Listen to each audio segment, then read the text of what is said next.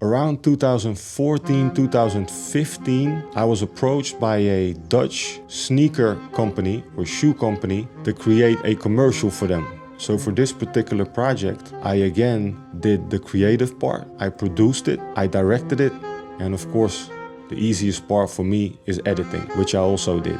Because if you produce it right, if you script it right, if you direct it well, then editing is just putting the last puzzle piece where it needs to be, and that's easy.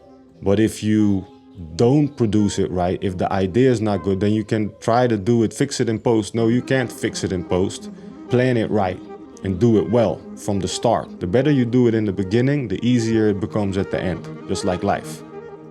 Shooting on film is something different from using these DSLRs or these digital video cameras. It really takes a lot of knowledge and expertise and experience, because if you mess it up, then everything is basically, there's no do-overs with film. But that's the beauty of it, and that's the craftsmanship of it. Right now, you can take the shot until it's good, and you know it's good.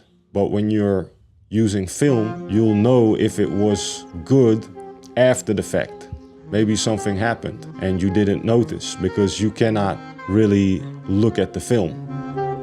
And the owner of the brand was a former professional tennis player. So we incorporated that into the story, where we had him playing tennis, combining that with young people actually wearing the shoes. But the focus was the tennis aspect. So we also had this huge crane that I rented, that we could get up like 100 meters up in the air. I don't know how high we were. And then we could take this shot from above, and it actually came out really, really nice.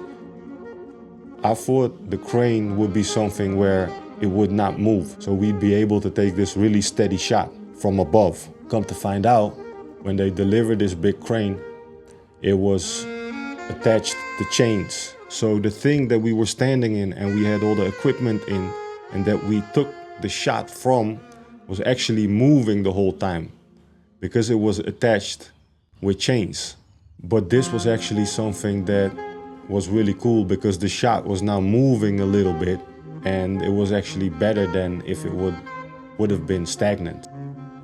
I believe we had about 7 or 10 shots, but a little bit longer shots, because I knew that with film it would be difficult to have a lot of shots, because we also had quite a few locations. And again, this was an ambitious project, especially for the budget that we had. I believe I spent like almost all of the budget. I had like a symbolic, like small amount that I would put in my pocket just symbolically, that I had made some money, but most of it I spent on the crew and on the equipment.